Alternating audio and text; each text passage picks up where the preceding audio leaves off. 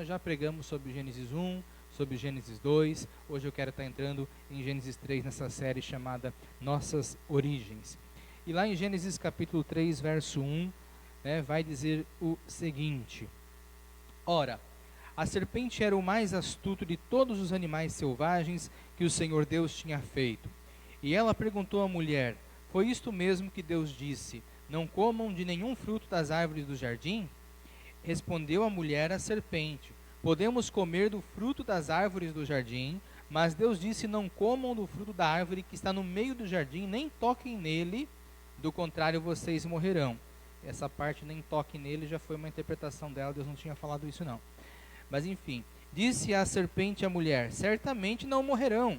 Deus sabe que no dia em que dele comerem, seus olhos se abrirão, e vocês serão como Deus, conhecedores do bem e do mal. Ou seja, aquelas pessoas que agora vão decidir o que é bom, o que é mal em suas vidas, que é algo que pertencia a Deus. Quando a mulher viu que a árvore parecia agradável ao paladar, era atraente aos olhos e além disso desejável para dela se obter discernimento, tomou do seu fruto, comeu e o deu ao seu marido, que comeu também. Os olhos dos dois se abriram e perceberam que estavam nus. Então juntaram folhas de figueira para cobrir-se. Ouvindo o homem e sua mulher os passos do Senhor Deus, que andava pelo jardim quando soprava a brisa do dia, esconderam-se da presença do Senhor Deus entre as árvores do jardim. Mas o Senhor Deus chamou o homem, perguntando: Onde está você? E ele respondeu: Ouvi teus passos no jardim e fiquei com medo, porque estava nu e por isso me escondi. E Deus perguntou: Quem lhe disse que você estava nu? Você comeu do fruto da árvore da qual lhe proibi comer? Disse o homem: Foi a mulher que me deste por companheira, que me deu do fruto da árvore e eu comi. O Senhor Deus perguntou então à mulher: O que você fez? Respondeu a mulher: A serpente me enganou e eu comi. Aqui começou a transferência de culpa na história humana, Então, primeiramente, Deus pergunta onde está, ele fala que está com medo, e ele pergunta, quando Deus pergunta, se tinha comido, ele fala: Foi a mulher que me deste. Ele joga a culpa para a mulher e para quem mais? Para Deus, porque foi a mulher que me deste. E aí, quando pergunta para a mulher o que fez, a mulher culpou quem? A serpente. Olha aqui o começo de onde a humanidade começou com essa mania de transferir culpa, e responsabilidade. Versículo 14. Então o Senhor Deus declarou à serpente: Já que você fez isso, maldita é você entre todos os rebanhos domésticos e entre todos os animais selvagens. Sob o seu ventre você rastejará e pó comerá todos os dias da sua vida. Aqui abrindo um parênteses, se você já acompanhou alguma vez, isso que eu tenho trazido, esqueci. Existem achados arqueológicos que comprovam que as cobras tinham patas lá nos primórdios e que não sabe-se por qual motivo, eles tentam dizer que é evolução, que em algum momento as cobras deixaram de ter patas. Então, isso que está sendo dito aqui na Bíblia, embora alguns estranhem, é comprovado arqueologicamente. Ok? Continuando no versículo aqui, agora o versículo 15. Porém inimizade entre você e a mulher, entre a sua descendência e o descendente dela. Este lhe ferirá a cabeça e você lhe ferirá o calcanhar. Olha só, porém inimizade entre você e a mulher, entre a sua descendência e o quê? O descendente dela. Observe que aqui não é a descendência, é o descendente. Quem é esse descendente? É Jesus Cristo. Aqui está a primeira profecia bíblica a respeito da vinda do Messias. Adão e Eva haviam acabado de pecar no jardim do Éden, e Deus já vem em seguida com uma provisão graciosa de que Ele está providenciando um Salvador para a humanidade. Aqui é a primeira profecia bíblica a respeito da vinda de Jesus Cristo para ser o nosso Senhor e Salvador, ou seja, morrer na cruz e tudo mais que você já sabe que Jesus Cristo fez por nós. Por isso que o texto continua dizendo: Este lhe ferirá a cabeça e você lhe ferirá o calcanhar. Porque Jesus, quando tem a vitória na cruz, ele está estourando com Satanás, né, derrubando realmente o seu poder, por isso fala ferindo a cabeça, enquanto o diabo apenas feriu o calcanhar de Jesus. Como assim feriu o calcanhar? Conseguiu fazer Jesus sofrer enquanto estava aqui na terra, ainda que Jesus tenha se entregado, mas você sabe que o sofrimento foi real. Amém? Amém, igreja? Então estou tentando explicar alguns textos para você compreender melhor aqui. A mulher, versículo 16 agora, então para a mulher, Deus declarou: multiplicarei grandemente o seu sofrimento na gravidez, com sofrimento você dará à luz filhos. Seu desejo será para o seu marido e ele a dominará. Então olha só as consequências aqui nesse texto para a mulher. O que está falando aqui? Primeiramente, multiplicarei o seu sofrimento na gravidez. Ou em algumas traduções falam que você, continua no texto, né? Com sofrimento você dará à luz filhos. Ou seja, tanto a gravidez quanto o processo do parto, a dor do parto, foram consequências da queda. Deus já havia projetado a mulher para ser mãe, para ter então descendentes, mas o elemento dor do parto foi uma consequência punitiva pelo pecado que Adão e Eva haviam cometido. Assim como Deus trouxe consequências para a serpente, aqui ele traz consequências para a mulher. Primeira parte, então, a dor do parto, o sofrimento da gravidez em geral. E segundo, o seu desejo será para o seu marido e ele a dominará. Aqui vale distinguir uma coisa importante.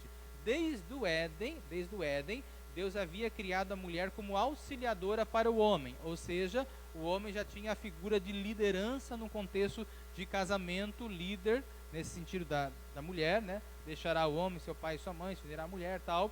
Porém, aqui traz o elemento do domínio, e é por isso então que vem muitas culturas, existe o que alguns chamam aí de opressão sobre a mulher, não no sentido que o feminismo fala hoje, mas no sentido de muitas vezes violência, abusos. Houve na história da humanidade situações onde a mulher foi tratada até como objeto, ok? Hoje em dia ainda como objeto sexual muitas vezes, mas eu digo no sentido geral de ela ser uma mera mercadoria que poderia se negociar, né? Ou seja, roubando a dignidade humana. Ou seja, o que Deus está falando aqui? Não é que Deus estava querendo que as mulheres passassem por isso, mas é no sentido assim, olha, como tu fez isso, tu quebrou a harmonia que havia e agora tu vai sofrer consequências. E uma das consequências é que o homem agora, por causa do pecado, ele vai querer dominar por você e tratar você como uma mera mercadoria. E a gente viu ou não viu isso na história da humanidade? Sim ou não? Sim ou não, igreja? Sim. Ainda hoje há resquícios disso, embora nem se compara com o que já houve ao longo da história humana. Então, continuando aqui no texto, né? Versículo 17 agora. E ao homem, então para o homem, Deus declarou: visto que você deu ouvidos à sua mulher e comeu do fruto da árvore, da qual eu lhe ordenara que não comesse, maldita é a terra por sua causa. Sem sofrimento você se alimentará dela, com sofrimento, fique algo errado, você se alimentará dela todos os dias da sua vida. Ela lhe dará espinhos e ervas daninhas, e você terá que alimentar-se das plantas do campo. Com o suor do seu rosto você comerá o seu pão, até que volte à terra, visto que dela foi tirado, porque você é pó e ao pó voltará. Observe agora as consequências, então, que o pecado lá no Éden trouxe para o homem. Então, porque ele deu ouvidos à mulher, ou seja, porque ele, em vez de agir como líder que Deus havia estabelecido, ele saiu dessa posição de liderança, cedendo ao que a mulher estava pedindo ou falando naquele momento. Isso foi um erro de Adão, e agora ele também comeu então desse fruto proibido. Então agora ele fala aqui, maldita é a terra por sua causa, ou seja, trouxe maldição sobre a terra, sobre o nosso planeta, tá? O que trouxe de maldição sobre o nosso planeta, querido? Primeiro, nós temos aqui, com o sofrimento você se alimentará da terra todos os dias. O sofrimento entrou no mundo a partir do pecado de Adão e Eva. Como assim o sofrimento? Um dos elementares que está aqui, né, fala aqui de espinhos, fala de alimentar-se das plantas, mas uma das maldições que entrou na terra foram as enfermidades. Até o momento em que Adão e Eva pecaram, não havia doenças sobre a terra, não havia nem mesmo morte sobre a terra. A partir do momento que Adão e Eva pecam, há uma consequência, há uma punição, em que agora o ser humano, ele sofre, inclusive fala aqui que, olha ali que diz no versículo 19: com o suor do seu rosto você comerá seu pão. O que acontece? Há uma consequência agora de fadiga. O ser humano agora sente fadiga, sente cansaço quando trabalha, porque o ser humano já trabalhava no Éden. Você deve ter visto isso lá em Gênesis 2, que ele já cultivava o jardim, mas a partir de agora ele tem cansaço. Antes ele não se cansava.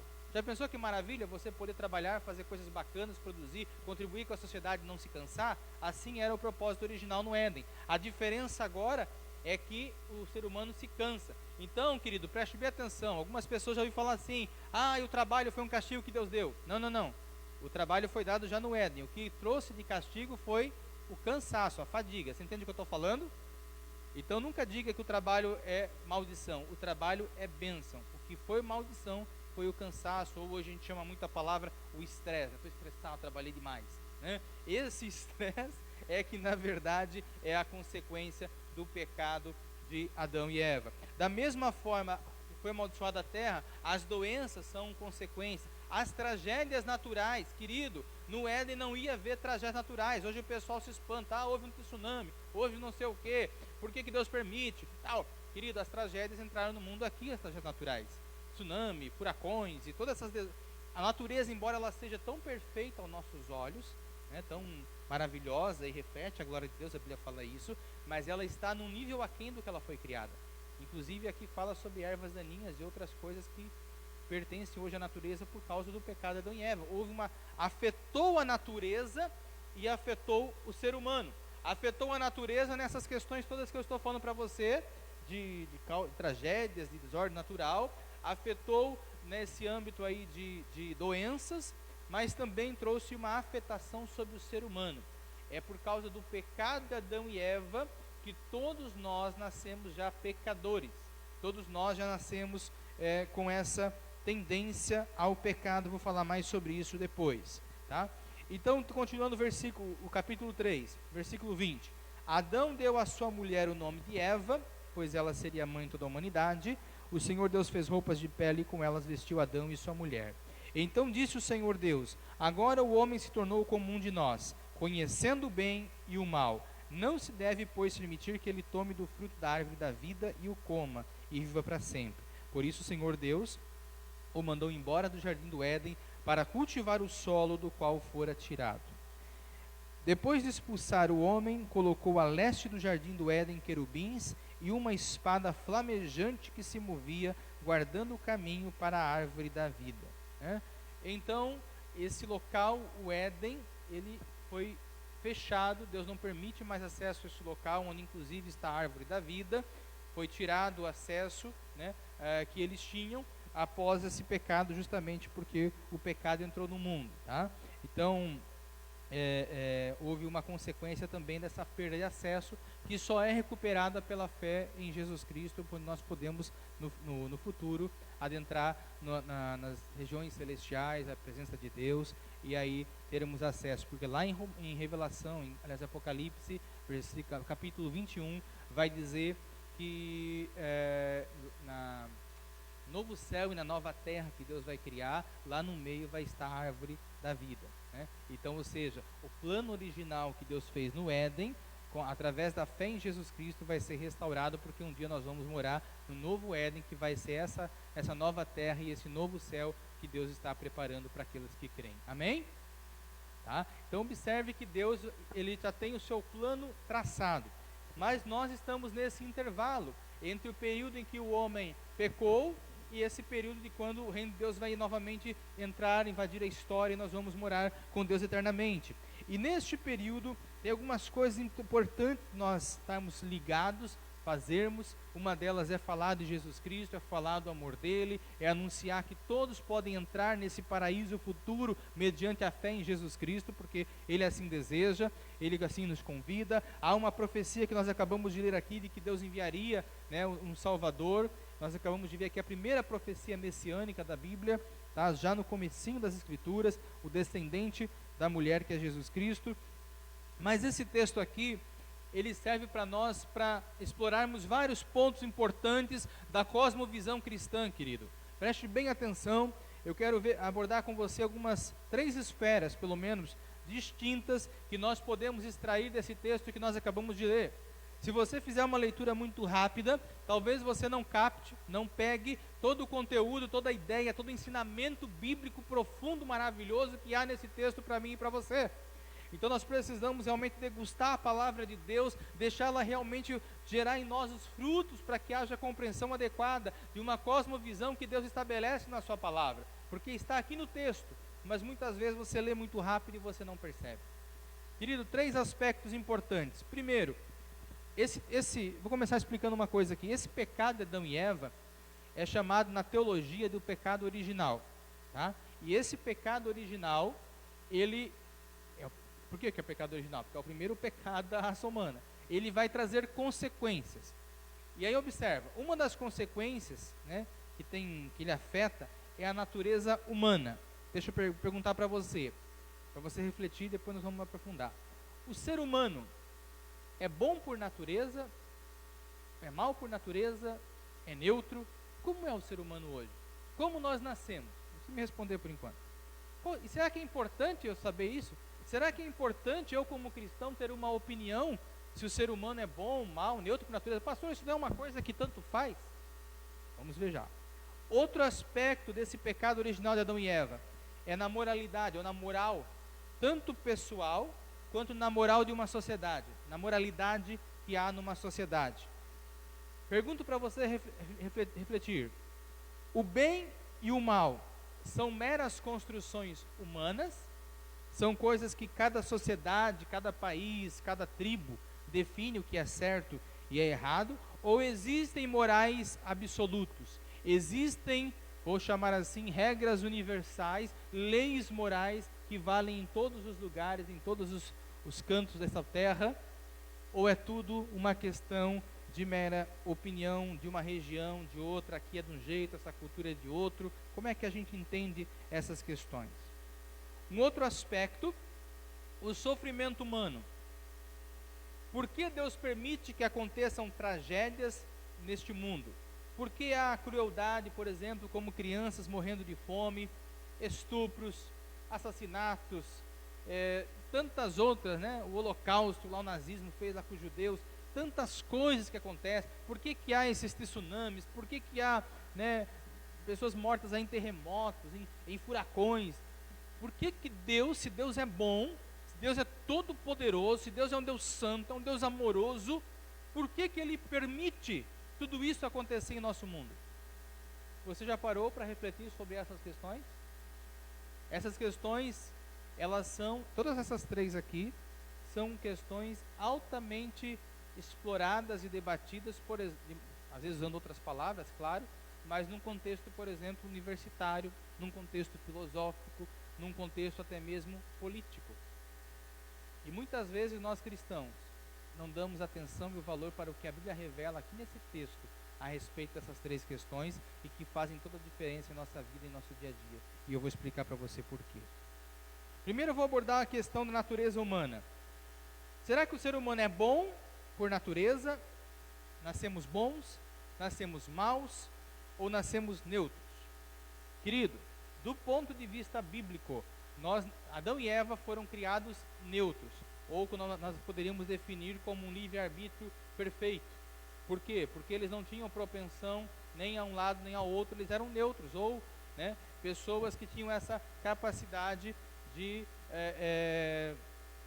alguns até defendem que eram bons, né, mas de qualquer forma o que fica muito claro no Gênesis é que Adão e Eva não eram maus, eram pessoas que Deus criou ou com neutralidade moral ou com bondade moral. Não havia maldade, mas havia um livre-arbítrio pleno. Eles tinham condições de escolher o que eles queriam fazer. E Deus deu para eles um mandamento, que era não comer da árvore do conhecimento, do fruto da árvore do conhecimento do bem e do mal. Não era maçã, tá, gente? Primeira mão aí, né? Alguns acham que é a maçã, nada de maçã, você pode comer a maçã tranquilo, tá bom? Também não era sexo, também fique tranquilo com relação a isso, né? Então era realmente um fruto, e este fruto tinha uma característica. A característica desse fruto é que quem comesse dele passaria a ter o desejo interior de definir por si mesmo o que é bom e o que é certo na sua vida. Eu não quero mais me submeter ao que Deus diz que é certo e errado. Eu quero definir sozinho o que é certo e errado na minha vida. Pergunto para você, essa não é a atitude com qual todo ser humano nasce? Nós nascemos com um desejo muito claro, até o dia da nossa conversão, em que a gente quer, eu decido o que eu faço, ninguém manda em mim, eu quero saber, eu não levo desaforo para casa, e tantas outras frases eu poderia citar aqui para dizer o seguinte: nós queremos nos governar, nós queremos decidir o que é certo, o que é errado e ponto final. Sim ou não? Essa é a tendência natural. Mas da onde que vem essa tendência natural? Por que que nós nascemos com essa propensão a este pensamento, ou mais que isso? Esse é um elemento. O outro elemento é que nós nascemos com propensão ao mal. E por quê? Por causa do pecado original de Adão e Eva. Nós nascemos, meus irmãos, com uma tendência a praticar. Ah, pastor, que isso? Os bebezinhos quando nascem são tão fofinhos, tão guti-guti, tão lindinhos, são tudo isso. Mas ele já vem com esse vírus no sistema, né, que é justamente algo que os faz ser narcisista, vou usar essa expressão, ser egocêntrico, querer ser o centro das atenções, querer pensar primeiro em mim, o resto que se dane. E tanto é isso, é verdade. Eu citei o exemplo, por exemplo, da amamentação. A criança está com fome e ela já não me interessa se a minha mãe está ocupada, não está, não me interessa se ela tem compromisso, não me preocupo com nada. Eu quero agora o meu mamar, alguns chamam de pule, alguns chamam, enfim, eu quero agora, né, e pronto. Porque o ser humano já traz esse vírus desde que nasce, essa propensão ao mal. Então, de um ponto de vista, esse ponto de vista a respeito da natureza humana, ele afeta o nosso pensamento espiritual, social, moral e político. Do ponto de vista espiritual, né, que é o principal aqui, o pecado original fez com que todos nós nascêssemos pecadores, nascêssemos propensos ao mal, e isso explica por que precisamos de um Salvador, e explica também porque em todas as sociedades humanas a gente vê tão presente a maldade, a crueldade, assassinatos, estupro e tudo que é coisa ruim. Por quê? Se o ser humano nascesse bom, precisaria de lei ou qualquer coisa para inibir isso? Se o ser humano fosse por natureza bom? Não. Mas justamente a maldade fez com que certos comportamentos estivessem presentes nas mais diversas culturas. Pode até ser que umas mais, outras menos, conforme os elementos inibidores, mas em todo lugar o ser humano expressa algum nível. E não é alguns, queridos, não estou falando assim, na sociedade só são ruins aqueles que mataram ou assassinaram. Não, todos nós temos este vírus desde que nascemos. Todos nós. A grande questão é que alguns, por algumas influências, como por exemplo a educação que receberam, aprendem a controlar os seus impulsos, ou essa maldade, e acabam não cometendo coisas talvez tão perversas quanto outros. Mas todos nós nascemos com o vírus do pecado, e é por isso que nós somos incapazes de agradar a Deus e precisamos de um Salvador. Se você fosse capaz de fazer a bondade sem Jesus Cristo, sem o Salvador, Jesus precisaria ter morrido, meu irmão? Sim ou não? Não, era só você, não, eu quero ser um cara bom, eu sou, pronto. Mas não é assim que funciona. A Bíblia fala em Romanos 3:23, todos pecaram e foram destituídos da glória de Deus. Todos pecaram.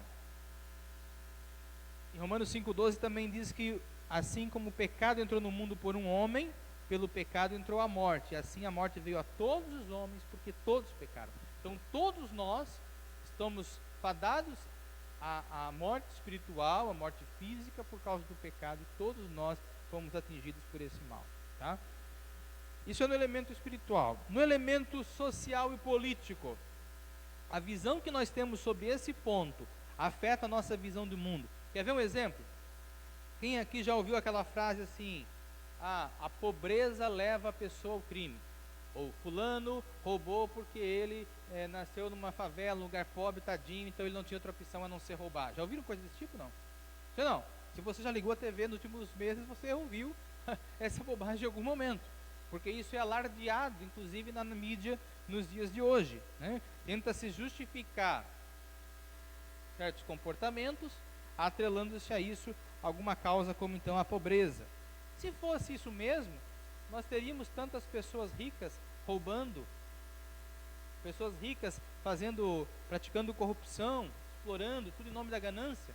Se a questão fosse meramente, fulano roubou porque é pobre, ou, né, o que é um absurdo falar, mas é o que eles dizem, né?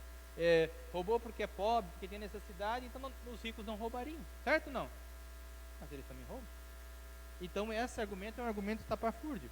Agora, existem outras teses similares. Por exemplo, o filósofo Jean-Jacques Rousseau dizia: o homem nasce bom e a sociedade o corrompe. Olha o que ele falava: o homem nasce bom e a sociedade o corrompe. Inclusive esse cara, ele influenciou grandemente alguns dos líderes jacobinos, que foram os caras que fizeram a Revolução Francesa e que deram origem à distinção que temos ainda hoje na política entre esquerda e direita. Os jacobinos eram o povo de esquerda que decapitou o rei, tomou o poder, depois deu toda aquela sangria, aquele derramamento de sangue que deu lá, mas ali começou essa tensão política entre esquerda e direita, através de um pensamento que afetou a política. Para a esquerda, até hoje é assim, os seres humanos são bons, há algo que o corrompe, a sociedade, ou alguma estrutura, ou a pobreza. Normalmente a pobreza é o que eles falam. Para nós cristãos não é assim. O ser humano já nasce corrompido, com propensão ao mal, e nós então temos uma visão de mundo, e por isso política diferente. Não tem como eu concordar com essa premissa. Se a premissa deles é que tudo acontece porque o homem nasce bom e a sociedade corrompe, mas nós já discordamos da premissa. Então a nossa visão de mundo vai ser diferente. É diferente. Você entende o que eu estou falando, amém? Então, querido, é evidente que uma boa educação, boas leis, são necessárias para inibir essa maldade com a qual nós nascemos. E aqui entra um papel fundamental dos pais. O pai e a mãe, vocês são cruciais na formação do caráter de uma criança. Especialmente até os 7 anos, que é a fase principal da formação do caráter. O pai e mãe faz toda a diferença na formação de uma criança. É o pai e a mãe, né, que dizem coisas como ensinar, você tem que dividir com seu amiguinho, você tem que compartilhar, porque a tendência é, eu quero para mim. Né? O pai e a mãe falam: fulano, filho, diz obrigado. Né? Por quê? A criança não está nem aí para dizer obrigado. Como é que é a palavrinha mágica? Quem pai e mãe nunca falou isso? Porque nós estamos ensinando nossos filhos a ser gente civilizada, a gente fala, a ser pessoas que sabem conviver socialmente, deixando, né, inibindo a sua natureza pecaminosa, né, e não quer dizer que ela não vai aflorar, ela vai, mas com intensidades diferentes do que seria se simplesmente a gente não colocasse nenhum ensinamento, nenhum limite, nenhuma noção de caráter. Né? Ensinar, por exemplo, o filho a esperar. Seu filho chega para você e fala: eu quero agora. Você vai esperar. Será que ele vai precisar aprender isso para a vida adulta? Então são exemplos simples. Olha quanto impacto a sua educação para os seus filhos promove. Agora, se você não fizer um bom trabalho, como pai e mãe, e aí a gente sabe que hoje está crítico isso, vai acontecer o quê? Vai ter um monte de adulto complicado, perturbado, dando trabalho na sociedade. Infelizmente nós temos. Então nós pais temos que ter realmente assumir essa responsabilidade. Isso não quer dizer que também não possa acontecer de um pai ter dado um bom fundamento para os seus filhos e ainda assim os filhos optarem por fazer algum tipo de loucura e optarem por outros caminhos. Mas normalmente, quando nós passamos bons valores para os nossos filhos, e essa formação de caráter, ela vai preservar a criança de problemas maiores quando for adulta. Tá? Querido, quando eu falo que o ser humano nasce mal, nasce pecador, é importante você entender que isso não quer dizer que o ser humano pecador, sem Jesus, ele é incapaz de fazer coisas boas. Ele é capaz, ele pode fazer caridade, ele pode fazer coisas incríveis na tecnologia, na arte, tanto, um monte de coisa boa. Só que o cara pode ser, o cara é um grande, faz muita caridade, mas ao mesmo tempo ele bate na esposa. O cara faz, obra de arte linda, mas ao mesmo tempo está roubando dinheiro de alguém. Ou seja, o ser humano tem uma capacidade em sua natureza de fazer coisas maravilhosas, mas por causa do vírus do pecado original, ele ainda causa coisas tão terríveis que causam estragos, mal na sociedade e para as pessoas à volta dele e além dele mesmo. É por tudo isso, querido, que eu e você precisamos de um Salvador. Eu e você precisamos de Jesus. Nós não temos, e aí aqui eu estou falando uma coisa que hoje a moda da pregação evangélica é dizer para você: cara, você é o cara, você é o tal, Meu, igual você não existe ninguém. Mas o evangelho diz outra coisa, a palavra diz outra coisa. Olha, sem Jesus você não presta. Sem Jesus, nossa moralidade é terrível. Nós somos falhos, pecadores, nós somos mesquinhos muitas vezes. Ainda que a gente consiga esconder isso da sociedade, mas é a podridão moral que está lá dentro do nosso coração. Por isso eu prefiro pregar o evangelho, a Bíblia, do que essa água com açúcar que estão pregando aí, querido. Porque estão mentindo para as pessoas, dizendo você é o tal. Não, a Bíblia chama eu e você para a realidade. Porque tem horas que mesmo depois de nascido de novo, a gente vê alguma coisa acontecer, a gente se enche de ira, se enche de raiva, e a nossa vontade é pegar lá e esganar o fulano. E aí você pensa, uau, Jesus já me transformou, eu não posso ter esse pensamento. Sim ou não, igreja? A gente prefere negar, a gente prefere parecer bonitinho na foto. Não, uau, eu sou só amor, 24 horas por dia. Não. Querido, você pode enganar todo mundo, mas não engana Jesus. Não engana Jesus. Então nós temos que entender o que? A graça é o que nos transforma, nos capacita, melhorando, nos tornando pessoas melhores, porque a graça está atuando em nós, mas nós por nós mesmos.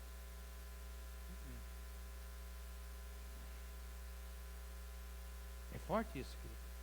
Isso é raro de se pregar hoje em dia. Realmente tem sido difícil achar uma pregação que fale sobre isso, mas o que eu estou falando para você aqui é o que a Bíblia fala. Querido, inclusive eu li uma frase outro dia que me fez pensar bastante sobre isso, que falava assim, deixa eu ver se eu anotei a frase, ela dizia assim, ó: não se preocupe se as pessoas acham que você é mau, certamente você é muito pior do que elas imaginam. Por quê? Porque Deus conhece o nosso coração, Deus sabe os pensamentos bestas, loucos que rondam a nossa cabeça muitas vezes. Nós somos podres no sentido interior de natureza. Nós somos renovados e transformados pelo poder do nosso Senhor Jesus Cristo. É por Ele, é por isso que nós falamos que a salvação é tudo por graça e mérito dEle.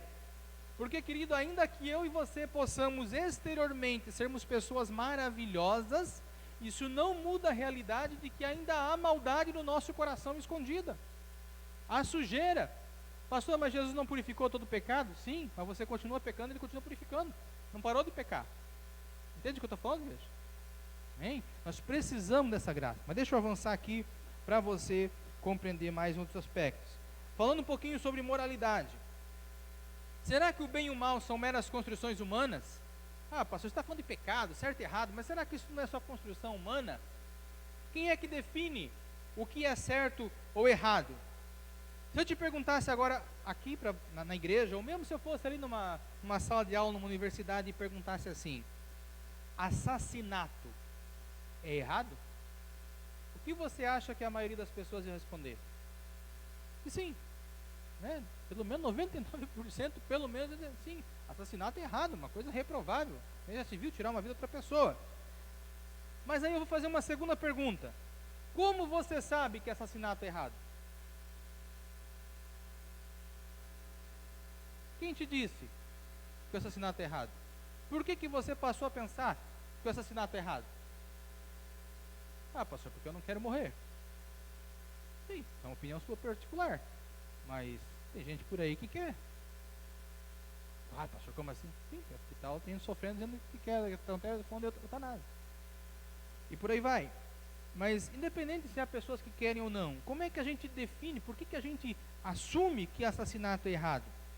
Porque, por exemplo, assim, ó, se eu te perguntar sobre a lei da gravidade, falar, a lei da gravidade é certo ou errado? Você falar, é certo, mas aí você vai apelar para a ciência, que é hoje a grande, né, soberana da sociedade, a ciência, e aí a razão, e aí você vai falar, uau, então pela ciência, pela razão, a gente consegue comprovar que se eu largar um objeto aqui, ele cai, lei da gravidade, beleza. Se eu te falar assim, como é que você prova que a Terra é redonda, a esfericidade da Terra? Dá para fazer alguns experimentos, você mede pela angulação, o Sol, e aí você consegue comprovar que a Terra é redonda, por isso tem várias formas de comprovar isso, né? Novamente a ciência, perfeito. Agora deixa eu perguntar para você, se eu te perguntar agora, E a ciência pode provar que assassinato é errado, que estupro é errado, que roubo é errado? Não. A ciência não tem como falar sobre esse tipo de assunto. Porque esse assunto não tem a ver com coisas verificáveis, testáveis em laboratório. Isso aqui tem a ver com moral. Isso aqui tem a ver com valores. Isso aqui não tem nada a ver com ciência. Então aquele cara, aquele universitário lá, né, que acha o tal muitas vezes porque aprendeu algumas coisas sobre ciência, quando ele for confrontado com isso aqui, ele vai dizer o quê? De fato, a minha ciência não consegue abordar esse assunto. Sem Deus, preste atenção, sem Deus há apenas opiniões morais, seja a opinião de uma pessoa, seja a opinião de uma sociedade, não mais que isso. Alguém pode dizer, mas todas as culturas, né, tem o Código de Hammurabi, todas as culturas criaram algum tipo de lei, beleza, mas sem Deus não passa de convenções de uma sociedade ou convenções de uma pessoa. O que torna a moral uma coisa que é objetiva, absoluta? Só consigo adotar esse pensamento de uma moralidade objetiva e absoluta se eu crer em Deus. Sem Deus, tem um legislador moral reinando sobre o universo, não existe moralidade, existem opiniões. Toda a sociedade, presta atenção, toda a sociedade cria leis de acordo com a noção moral predominante, ou seja, existem convenções naquele país, naquela sociedade, e eles vão criando as leis de acordo com essa moral. Não confunda lei e moral, um pouquinho diferente. Nem tudo que é ilegal é imoral, e nem tudo que é legal, que a lei permite, é moral. Por exemplo, você entender um pouquinho, em muitos países hoje em dia está sendo permitido o aborto, nem por isso se tornou moralmente correto. É legal, mas continua imoral. É assassinato. Na China, por exemplo, é ilegal você ter mais de um filho. Você só pode ter um filho na China. Qualquer casal lá só pode ter no máximo um filho. É uma política que já existe desde a década de 70, acho que é por aí. Só pode ter um filho. É ilegal, então, ter mais de um filho. Mas é imoral? Não. Não é imoral, não é moralmente errado ter mais filhos, mas naquele país é ilegal. Ou seja, as convenções legais de um lugar não têm a ver com a moralidade. Então, querido, por exemplo, os ateístas, eles tentam explicar a origem do bem e do mal, né, para poder justificar, por exemplo, por que estupro ou assassinato é errado. Eles apelam para a razão, eles tentam trazer a ideia de que uma delas é a razão. Tudo eu explico pela razão, a razão responde tudo. Será? Por exemplo, durante o nazismo, todo mundo aqui já ouviu falar do nazismo, né, as mortes de milhares de judeus e tal, o holocausto, mas várias pessoas durante o nazismo arriscaram a sua própria vida para salvar judeus em suas casas ou esconder em algum lugar. Já ouviram filme sobre isso? Imagina que eu sou lá um cara que eu estou indo salvar judeus e escondendo minha casa. Eu estou correndo risco de vida, ou de morte, na verdade, né? Risco de morte. Por quê? Porque eu estou me arriscando por eles. Fazer isto, né, nós temos um senso de autopreservação. Fazer isso, proteger os judeus, é algo racional? Não. A razão vai dizer o quê? Fica no teu canto, não te mete, guarda tua vida, porque se tu se meter nesse assunto, tu pode se complicar e morrer. A razão, nesse caso, me faria não fazer nada. Mas algo maior que a razão, a moral, fez essas pessoas se moverem e falar, não, nós não podemos aceitar isso, temos que fazer algo para ajudar essas pessoas, e elas correram riscos, né, algumas escaparam, outras acabaram sofrendo por causa disso a morte, mas salvaram muitas vidas de muitos judeus. Então há algo maior do que a razão, que é a moral. Inclusive, para os nazistas, imagina Hitler e a sua turma, era totalmente irracional, apoiavam na razão, a ideia de matar judeus.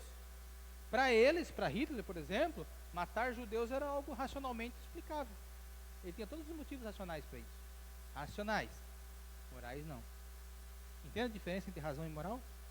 Não é a mesma coisa. O pessoal tenta vender como se fosse a mesma coisa. Não é. E aí, por outros exemplos, já vi argumento do tipo utilitarista, né? Aquilo que é melhor para a sociedade, então vale como moral. Tá.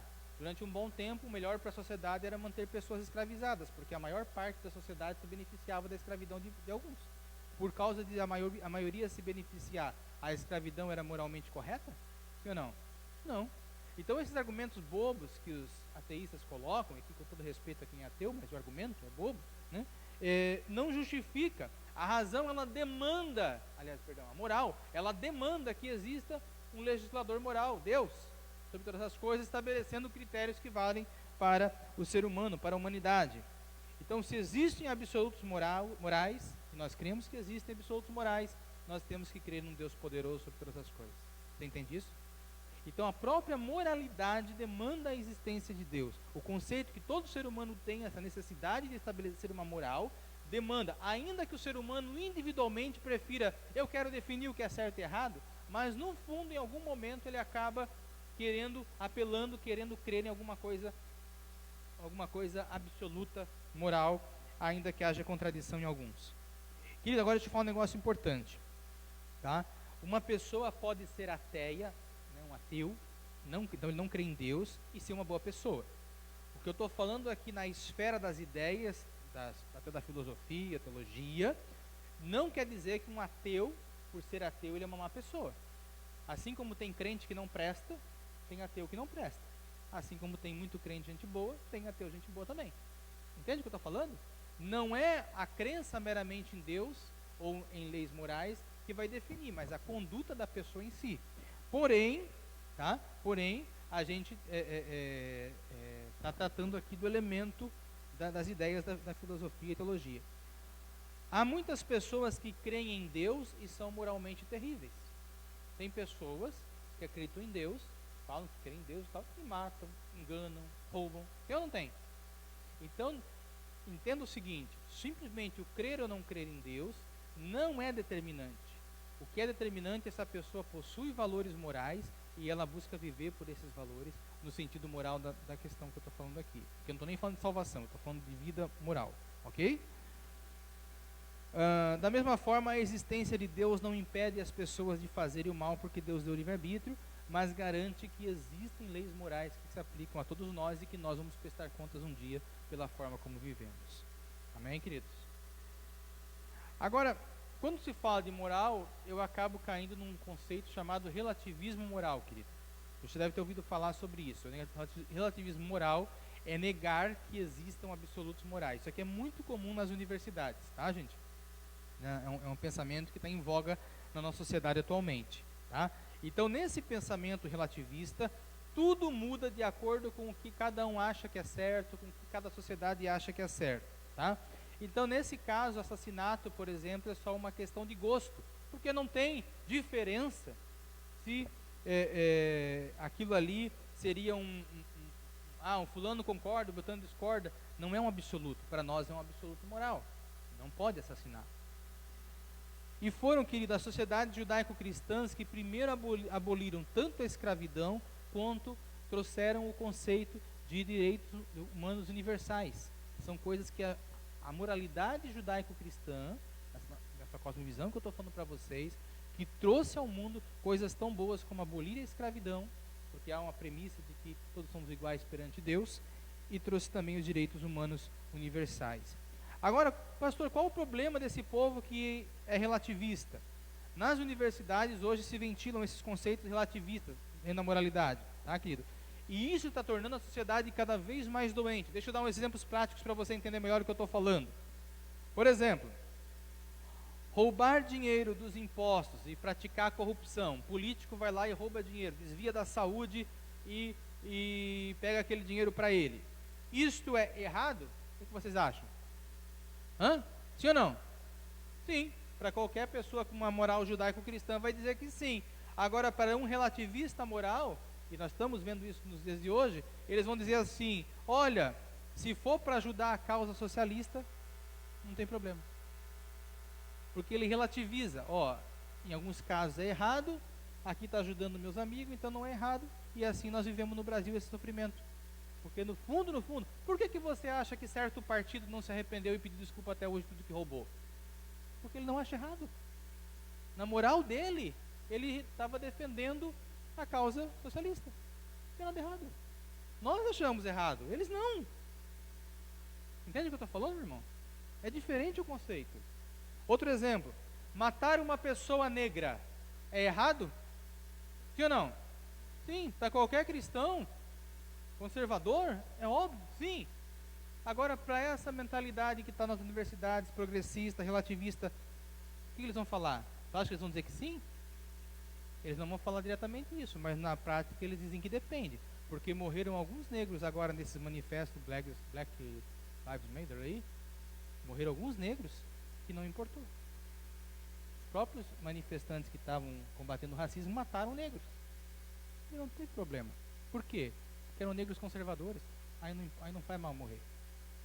Ou seja, a moralidade ela só trabalha quando ela me interessa. Nesse caso aqui, a morte dos negros importa. Nesse caso aqui, não importa. Para nós cristãos, todas as mortes são ruins. Para eles, não. Você está entendendo a diferença? Gente, isso é o que está sendo levado para os alunos nas universidades. É claro que é sempre sutil, mas no fundo é isso que é levado. Ativismo moral. Outro exemplo. Prender uma pessoa por causa de uma opinião. É certo ou errado? Fulano, por exemplo, tem a opinião de que ele não gostaria, ele queria viver numa monarquia, sei lá. No Brasil é república, ele gostaria que fosse monarquia. É um crime isso? Não. Aí alguém vai lá e prende o camarada. É certo ou errado? Errado. Não tem crime de opinião. Mas, o que está acontecendo agora no Brasil? Gente, está acontecendo no Brasil agora. Várias pessoas conservadoras estão sendo presas simplesmente por ter uma opinião diferente da opinião da mídia e de certos partidos. Estão sendo presas diante dos nossos olhos. E o que a maioria dos brasileiros está fazendo? Está seguindo a sua vida, porque não é comigo. Relativismo moral. Desejar a morte de alguém é discurso de ódio? Sim ou não? O que vocês acham? Para nós é discurso de ódio, desejar a morte de alguém é discurso de ódio, absurdo. Para eles lá não. Essa semana desejaram a morte até do presidente. Tem problema zero com isso, porque é relativismo moral. Alguns importa, outros não importam. Para nós cristãos não. Porque nós acreditamos em absolutos morais. Ou seja, há valores que nós cremos e que nós defendemos. Querido, então olha quanta coisa louca que vai sendo criada por causa do relativismo moral. Só alguns exemplos práticos aqui, bem recentes, podia citar outros, mas só para você entender. E por fim vem a questão do sofrimento humano. Por que Deus permite que aconteçam essas tragédias no mundo? Crianças morrem de fome. Querido, tem dois tipos de mal, né? Um vou chamar aqui do mal humano e o outro o mal natural. O mal humano é quando você de repente, uma pessoa, né?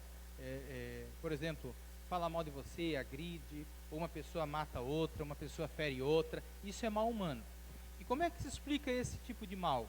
A pessoa foi atacada, foi agredida, foi violentada, estuprada, roubada. Esse tipo de mal se explica por um elemento muito simples. Deus nos criou com livre-arbítrio. Olha para o teu irmão aí, ó. Deus te deu livre-arbítrio, meu irmão. Né? Olha aí, teu irmão, Deus te deu livre-arbítrio. Você tem, diante de Deus, uma responsabilidade moral. Assim como você é livre para escolher, você vai responder a Deus pelos seus atos. Ou seja, você tem a capacidade de decidir se você quer fazer o bem ou se você quer fazer o mal. E aí quando nós sofremos com o mal causado por outras pessoas, às vezes nós queremos reclamar para Deus, mas Deus criou um mundo com livre-arbítrio. Assim como o livre-arbítrio beneficia você e está livre para você, essas pessoas também usam. E por isso que causam situações de mal, de maldade humana. Entende o que eu estou falando? Então, é Deus o causador desse tipo de mal, querido? Sim ou não? Não. Deus simplesmente estabeleceu leis. Agora existe o mal natural. O mal que a natureza acaba gerando. Sejam tsunamis, furacões, tantas coisas como eu comentei antes. Aí você vai falar, mas pastor, por que isso? Por aquilo que eu expliquei lá no começo. Adão e Eva pecou, o mal entrou no mundo, trouxe tantas doenças, desgraças naturais. E aí tem um versículo, se puder coloca no telão para mim, por favor, Romanos 8:19.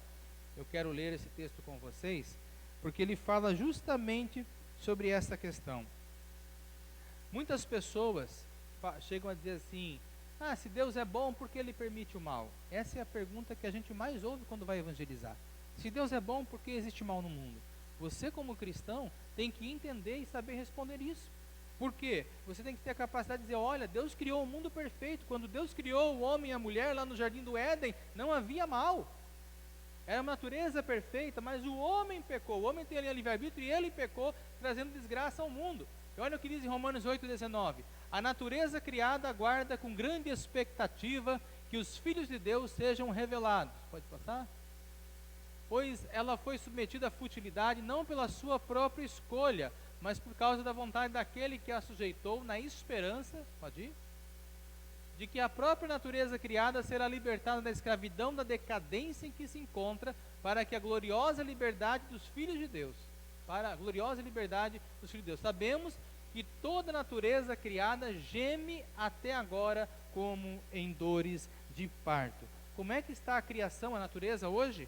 Ela está no teu estado natural, original que Deus criou? Não. Ela está como? Está gemendo. Por que gemendo? Por causa dos efeitos do pecado sobre a natureza. Até mesmo a natureza está gemendo, né, por os efeitos do pecado de Adão e Eva. Querido, olha que tremendo isso aqui, querido. Nós vivemos num mundo caído, nós vivemos num mundo que há consequências do pecado, que há consequências na natureza, na nossa própria esfera, mas nós temos um Deus que proveu solução para tudo isso em Cristo Jesus. Preste bem atenção nisso aqui. Quero que você entenda bem isso, para aumentar na sua mente o entendimento do tamanho da obra que Cristo fez por mim e por você. Cristo nos trouxe salvação na cruz do Calvário. E quando Ele traz a salvação, Ele está restabelecendo o plano original de Deus. O plano original de Deus é nós irmos morar com Ele no novo céu e numa nova terra, como era o projeto original. Mas para isso, já que a humanidade pecou, ela precisa crer e receber o que Jesus fez por ela. Nós não somos capazes de nos salvar por nós mesmos, mas Cristo nos salvou, levando a nossa condenação na cruz do Calvário, nos libertando. E esse Cristo que levou os nossos pecados, ao crermos nele, a Bíblia fala que nós somos regenerados, nós nascemos de novo, nós nos tornamos uma nova pessoa. Como assim? Lembra que eu falei que nós somos originalmente propensos ao mal? Essa carnalidade que nós temos, esse termo que a Bíblia usa, agora tem um contrapeso, porque na hora que eu creio que eu nasci de novo, eu passo a ter agora meu espírito ligado com Deus, e eu passo então a ter condições dadas por Deus de fazer o bem, de ser uma pessoa melhor. Você, em Cristo Jesus, você tem capacidade dada pelo Espírito Santo de Deus, para que você ande em vitória sobre o pecado e para que você vença as batalhas. Não se trata de perfeição, nós nunca vamos ser perfeitos, porque como eu expliquei, o mal insiste em vir no nosso coração. Mas também há em nosso coração agora agindo a natureza de Deus através do Espírito Santo, que nos capacita a vencer, andar em vitória, viver uma nova vida e viver dentro da moralidade que Deus estabeleceu para nós.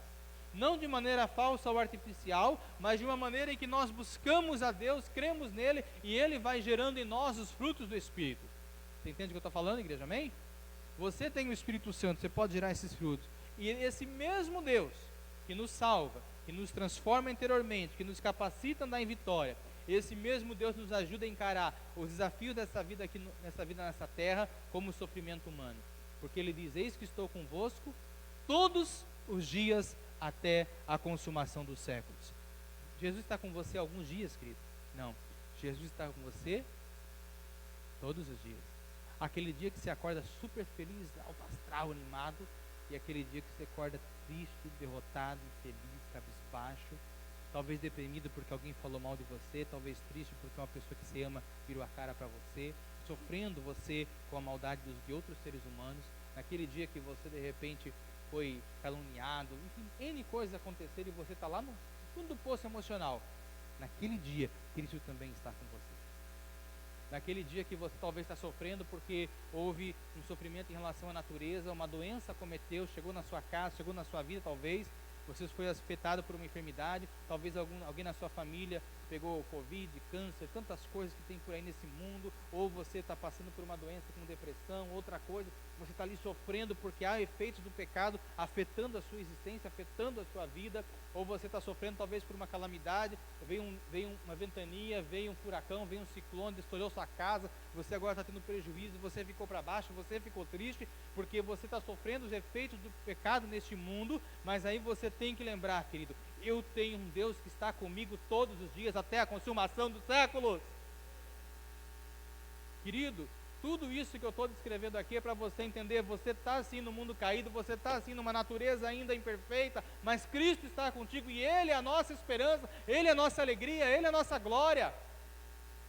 É nele que nós depositamos a nossa confiança. E cuidado, porque muitas vezes quando você está fragilizado emocionalmente, o diabo vem encontrar você para dizer o seguinte: olha, você está assim, é porque Deus te abandonou, Deus não está contigo, coisa nenhuma. Mas isso é mentira do diabo, porque Cristo veio salvar, veio transformar a sua vida, e Ele diz que estaria conosco, e se Ele diz é verdade, a despeito do que você esteja sentindo, é verdade, Deus está contigo. Confie sempre na palavra e não nos seus sentimentos, porque a Bíblia fala que o coração do homem é enganoso. Ou seja, às vezes nós não estamos enxergando algo, ou estamos com a nossa visão, de alguma forma nublada, como é que fala? A nossa visão está embaçada, nossa visão está distorcida diante daquilo que nós estamos enxergando, porque o nosso sentimento está fazendo a gente ver de forma errada a situação. Deus está lá no trono cuidando de você, mas você está fragilizado. Mas lembre que mesmo fragilizado, Deus prometeu, então Ele está contigo no meio da dor. Tem dia que você sofre acusação porque o inimigo das nossas almas, ele não desiste. Acho que não é brasileiro, mas ele não desiste. E querido, ele vem muitas vezes falar para você coisas terríveis. Por exemplo, vem dizer para você: olha, hoje aconteceu tal coisa com você, porque você não orou que chega. Hoje aconteceu tal coisa, porque você não... Olha, usa religiosidade, isso não é evangelho, isso é religiosidade, contra você, querendo causar culpa até por coisas que não tem nada a ver. Mas aí se você cata aquilo, aí você começa a sofrer. Quer ver um exemplo? Quem já não aconteceu de ficar doente e perguntar assim: Deus, por que eu estou doente? O que eu fiz? Pensa uma pergunta e não faz sentido nenhum. Como assim, pastor? Sim, a Bíblia fala que as doenças pertencem a quem? Ao reino de Deus ou ao reino das trevas? Então, se uma doença veio contra você, foi Deus que mandou ou foi o inferno? Foi o inferno. Ai, pastor, mas esse não, claro, meu irmão, lê a Bíblia. Quando Jesus mandou os apóstolos irem, comissionou os apóstolos e mandou eles pregar, o que ele falou? Preguem as boas novas e curem os enfermos. Qual foi a ordem de Jesus? Curar os enfermos. Jesus mandou a curar os enfermos, então eu tenho que chegar lá e perguntar: vamos fazer um interrogatório aqui para descobrir, essa enfermidade veio do céu, veio do lá, veio da cá, vamos ver se tu vai curar ou não. É isso que Jesus mandou fazer? Não. Se você está doente, alguém à sua volta doente, nós vamos orar para que cure, porque a graça de Deus é sobre nós. Querido, se você quiser encontrar a situação de pecado para você se culpar, você vai ou não vai? Vai, querido. Se você quiser atrelar que tal coisa ruim está acontecendo porque ontem eu pisei na bola, você vai encontrar alguma coisa. Você sabe, chutou cachorro, brigou com a esposa, alguma coisa feia, meu irmão. Agora, Deus te libertou da culpa e da condenação. Pastor, você está dizendo que o pecado não tem consequência? Não, o pecado tem consequência, mas não está atraindo punição de Deus. As consequências do pecado são naturais. Por exemplo, se você começa a mentir por aí, você vai ter fama de mentiroso, as pessoas vão parar de confiar em você, não porque Deus está jogando um raiozinho e querendo punir você, porque você se tornou mentiroso. Entende o que eu estou falando? Agora, a graça de Deus é tão poderosa a ponto de dizer: filho, para de mentir, eu estou aqui, eu te perdoo e não quero te punir por isso. Eu quero te resgatar dessa situação de pecado. Pastor, mas eu não creio que a graça de Deus é tão grande assim. Sai da religiosidade, irmão. Se não for pela graça, eu não estaria nem aqui. Entende o que eu estou falando? Nós somos ruins, irmão. Ô, raça ruim, e Deus tem misericórdia da gente. Ai, pastor, eu não concordo com isso. Olha o religioso se manifestando aí. Você se acha tão bonzão. Irmão, não. A Bíblia fala que a gente realmente pisou feio na jaca, mas a graça do Senhor nos alcançou. Eu não prego aqui em cima porque eu sou bom, eu sou melhor, não. Eu só prego aqui em cima porque a graça me alcançou e Deus mandou pregar, só por isso. Todos nós somos falhos. Agora, a graça nos transformou e nos capacita a ser cada dia melhor do que nós já fomos. O que é crítico é quando alguém finge ser uma coisa que não é. Aí isso é ruim. Agora, quando nós convivemos sabendo que nós temos qualidades e defeitos, isso não é nada mais do que humanidade de saber, todos nós somos carentes da graça de Deus e da glória de Deus. Amém? Você entende o que eu estou falando? Eu quero crer que todos entenderam, mas eu sei que alguns ainda não entenderam. Por quê? Porque a nossa preferência natural é pensar que nós somos lindos, cheirosinhos, bonzinhos e maravilhosos, e a Bíblia fala que não é por aí. Você precisa entender o quanto é pecador para você dar valor à graça de Jesus Cristo. Querido, houve uma mulher certa vez, eu não lembro agora o texto, mas ela chegou na casa de um fariseu onde Jesus estava, e ela começou a derramar perfume sobre Jesus, ungiu Jesus com aquele perfume, né? Enxugou Jesus com os cabelos dela, enxugou os pés de Jesus com os cabelos dela. E aquele fariseu ficou só olhando e reprovando aquela situação, falando: que cena horrível, que deplorável, uma mulher fazendo um negócio desse, se rasgando, se prostrando, enxugando com o cabelo dos pés de Jesus, que cena horrível. Olha a religião.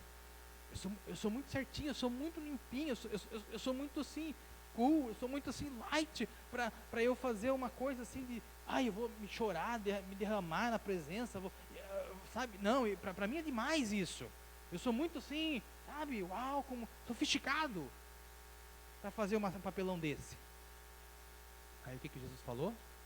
Jesus só leu o pensamento dele, teve revelação. E Jesus falou assim para o fariseu: olha, desde que eu cheguei aqui, você não mandou nem lavarem os meus pés. Nem um copo de água tem servido para Jesus. Mas essa mulher fez tudo isso porque ela sabe o tamanho do perdão que ela recebeu. A quem muito é perdoado, muito ama. Diga comigo: quem muito é perdoado, muito ama. Sabe por que ela amava tanto a Jesus? Porque ela tinha consciência do quanto ela era pecadora, e mesmo assim Jesus tinha abraçado e acolhido ela e recebido ela. Jesus não desprezou aquela mulher. O fariseu, na sua religiosidade, ele pensava assim: eu sou tão bom, eu sou moralmente tão superior aos outros, eu não preciso me dobrar e ajoelhar diante de Jesus, como essa mulher está fazendo. Que isso? Até parece. Minha religião é suficiente. Você acha que eu vou me largar nos pés de Jesus assim, chorar, me quebrantar? No momento de louvor eu vou ficar chorando, descabelando, estragar minha maquiagem? Não. Não, é demais. Eu só vim aqui para cumprir um ritual religioso. Eu só quero, na verdade, ouvir uma palavra bacana e ir para casa, mais nada do que isso. Eu me lançar aos pés de Jesus? Não, que isso? Vocês estão loucos, vocês estão fanáticos. Não é isso que os religiosos falam? Desde os tempos de Jesus. Agora Jesus te chama a amá-lo. E a intensidade do teu amor por Ele vai ser proporcional a quanto você entender que você é pecador e precisa dele. Enquanto você achar que você é cheirosinho, limpinho, e que no mais só precisa assim ter um culto no domingo porque Jesus não fez tanta coisa assim por você, você não vai se rasgar na presença dele. Você não vai chorar. Quando você entender o tamanho do que Ele fez,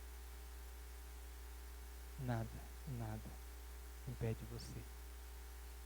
Eu lembro quando eu trabalhava secularmente, que eu sempre carregava versículos bíblicos na minha pasta e tal. Um dia um cara parou e falou: Kleber, por que tu vive carregando esses versículos, essas coisas aí? Eu estava para evangelizar, né? Eu sei o que Cristo fez por mim. Se você não sabe o que Cristo fez por você, você não tem noção completa do que Ele fez, pelo menos uma grande noção do que Ele fez por você, você não vai ter motivação para evangelizar. Porque no fundo você vai pensar assim: bom, eu só quero cumprir um ritual religioso, eu quero ir domingo na igreja, se der eu vou na célula, e quando der eu apareço de volta no culto. É só religião. Quando eu entendo o tamanho do perdão de Deus, eu quero estar adorando todos os dias. Eu quero estar na presença o tempo todo.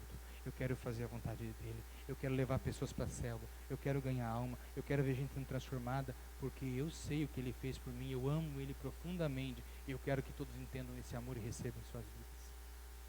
Por que tem gente, pastor, que não tem vontade de evangelizar? Porque ainda não entendeu o evangelho, não entendeu o perdão que recebeu. Só entendeu de ir na igreja. Você está entendendo o que eu estou falando? Feche teus olhos. Pai, em nome de Jesus, Pai, eu quero clamar, Deus, que essa mensagem, Pai, é a Tua palavra que está sendo pregada, Deus. Ainda que esteja fora de moda, Deus, continua sendo a Tua palavra, Deus. E Deus, eu prego, Pai amado, para que essas verdades possam penetrar nos corações de forma poderosa, Deus. Que a graça do Senhor, Pai, venha transbordando, Deus, venha realmente abrindo entendimento, Pai, venha trazendo revelação, compreensão do quanto nós somos falhos, Pai, e do quanto precisamos do Senhor em nossa vida, Pai. Deus, em nome de Jesus, Pai, que essa graça, Pai, possa penetrar, possa permear, possa invadir cada coração aqui, Pai, trazendo revelação da nossa situação de pecado, da nossa situação de falha, a nossa situação, Pai, de estar tão aquém do que é a Tua vontade, mas que ainda assim o Teu amor nos alcança sem mérito algum, sem nada em nós que pudesse atrair a Tua presença, sem nada em nós que pudesse atrair o Teu favor ou merecer qualquer benefício Teu, ainda assim, Deus, a Tua graça e o Teu amor nos alcançam, Pai. Por isso, Deus, eu oro, Pai, para que essa graça poderosa, oh, Pai amado, possa invadir cada coração e mente, Pai. Vai despertando, Pai amado, e quebrando as correntes de religiosidade, Pai, e trazendo, Senhor, realmente compreensão do Evangelho, salvador, transformador, Pai, do qual nós tanto necessitamos, Pai, que é a Tua graça, o Teu perdão, o Teu poder, Pai, e nos faz pessoas melhores, Pai.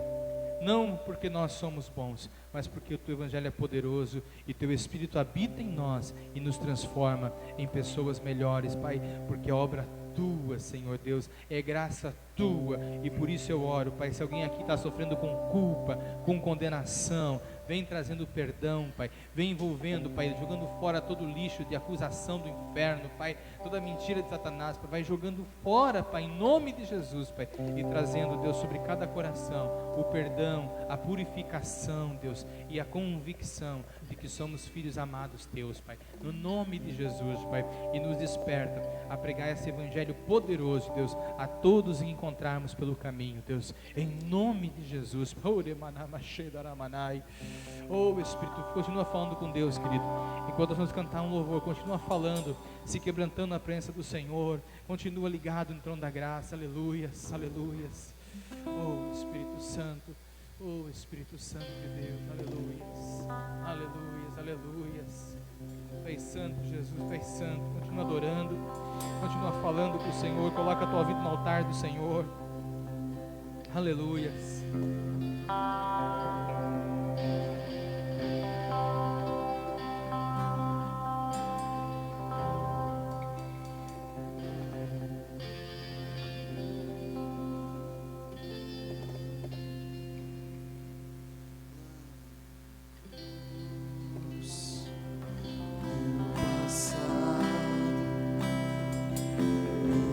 As dores, a aflição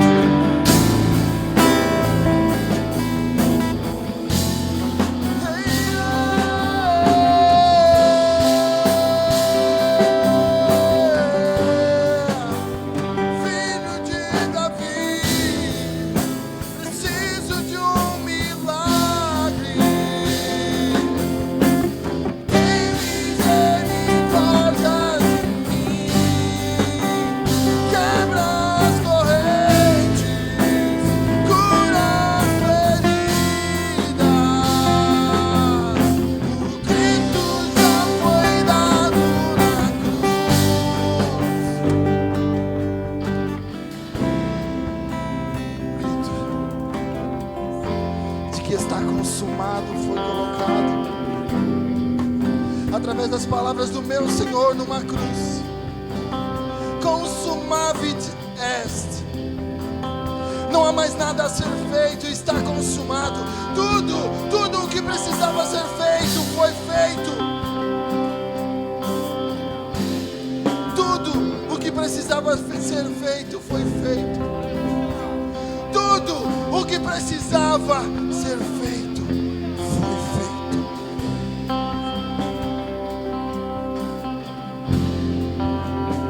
Lá na cruz, meu passado, minhas dores, aflições.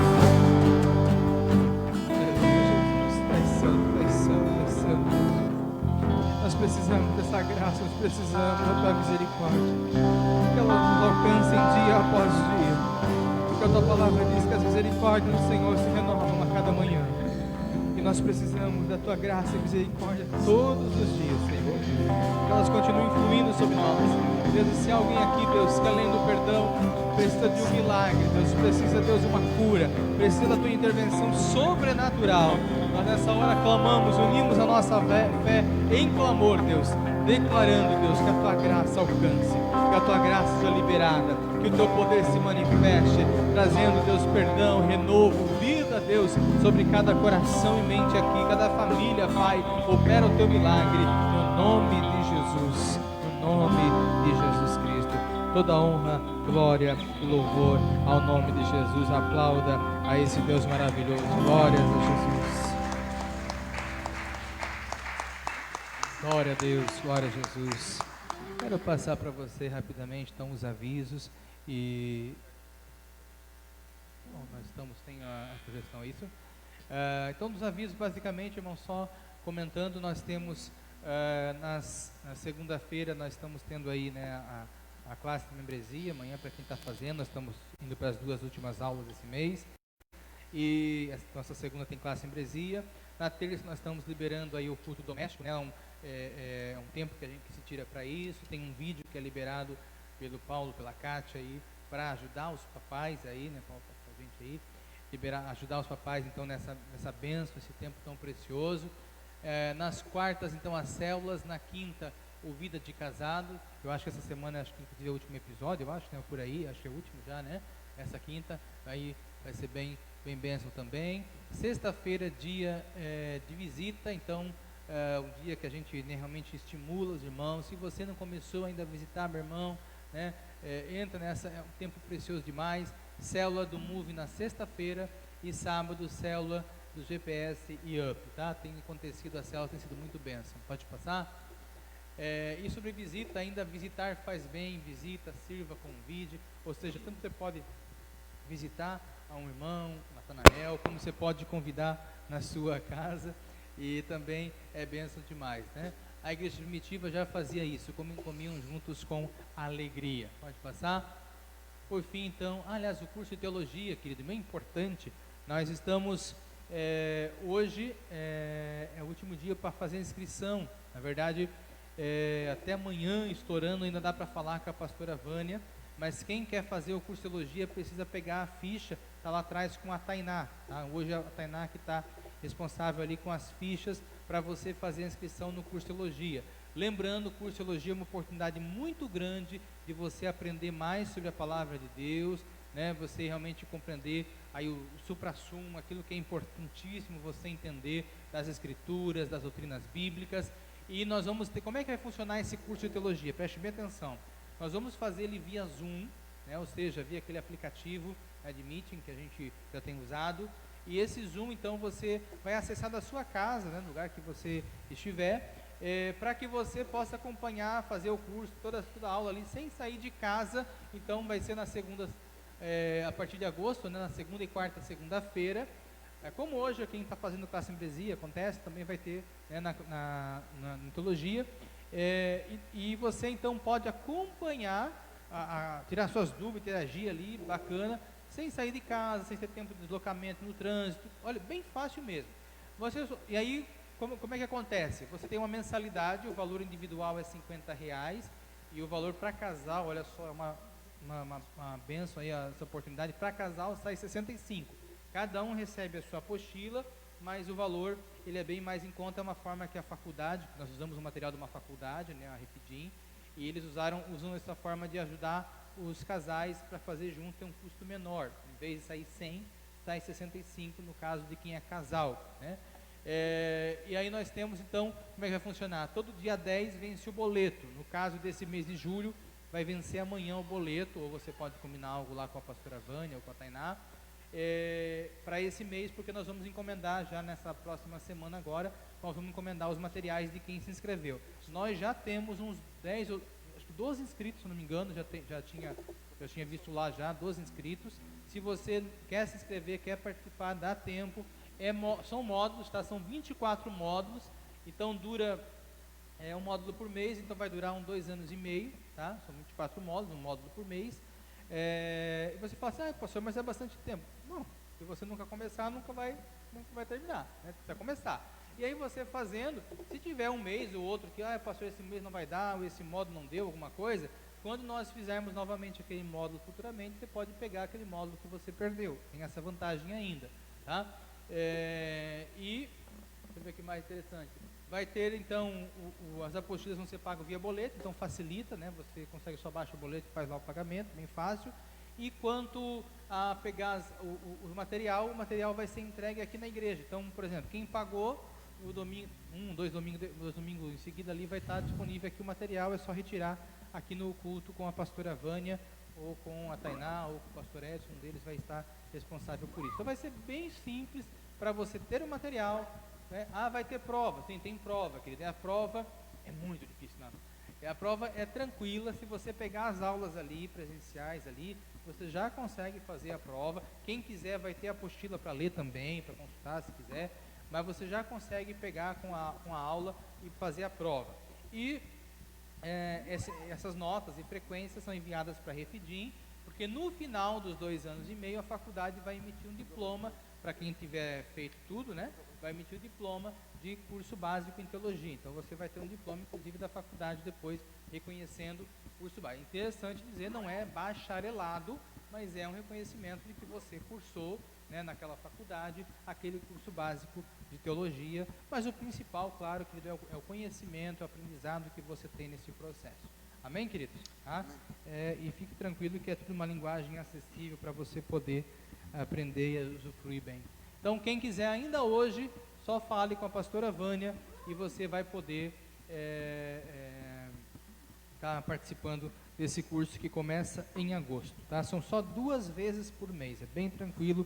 Estou gastando esse tempo aqui hoje para falar, porque domingo que vem já não vou falar mais sobre isso, mas hoje você ainda tem essa oportunidade. Aí você fala com eles lá. Pode passar? Top, né? Quem faz a top, lembrando de adquirir o manual de primeiros socorros com grupos pequenos, né? Os que não adquiriram ainda, que participam da top. Você pode falar com a Daiane, uma moça simpática ali. Ela é responsável pela livraria. Você pode pegar com ela, nós temos os livros ali à disposição para estar adquirindo. O valor é R$25. Nós vamos usar na top esse material que é joia, a maioria já tem, mas é um material muito joia, muito bacana mesmo, sobre aconselhamento, várias coisas legais para ajudar outras pessoas. Pode passar? Por fim, então, dízimos e ofertas. Eu pedi para você ficar de pé nesse instante.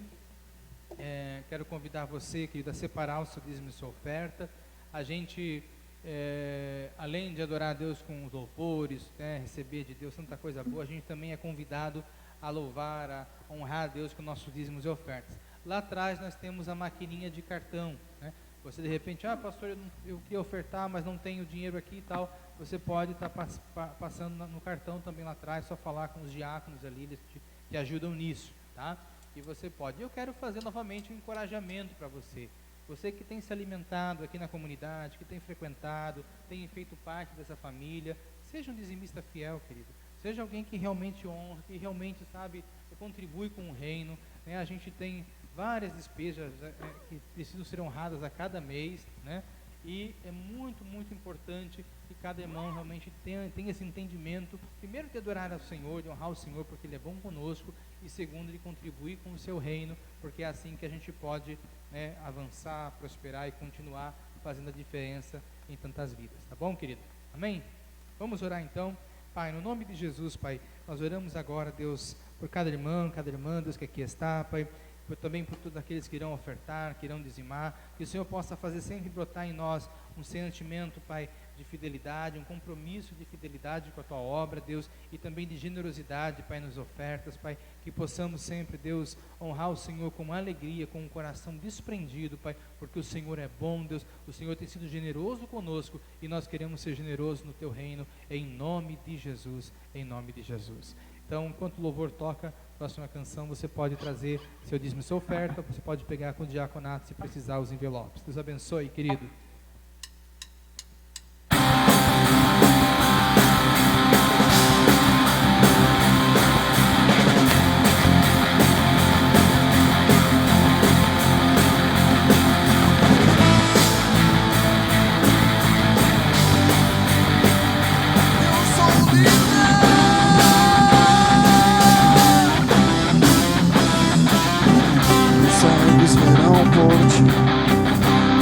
Todos cantarão, os mortos viverão, os povos adorarão, as trevas fugirão, por ti eu grito, eu sou livre, eu sou livre.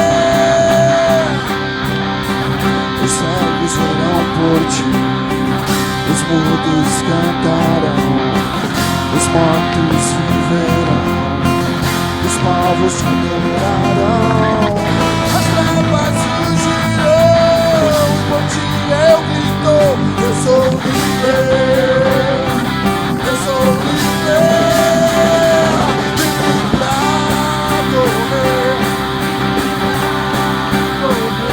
livre pra dançar,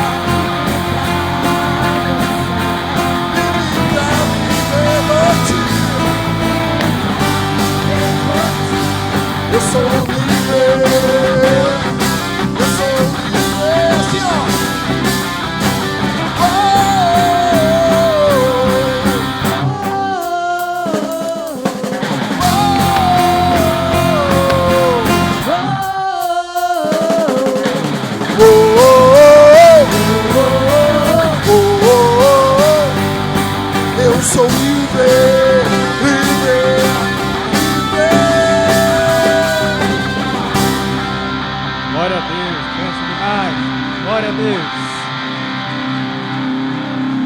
Glória a Deus. Querido, que Deus abençoe a todos com uma ótima semana. Eu quero só realmente pedir para a célula dos vencedores, para quem é dessa célula, e aqui na cantina para conversar com o Jonas, ele está convocando, e quem é dos valentes, ir lá em cima, no primeiro andar, eu quero conversar com vocês lá. Então, célula dos valentes é lá no primeiro andar, os vencedores é aqui na cantina, para a gente poder conversar rapidinho, tá?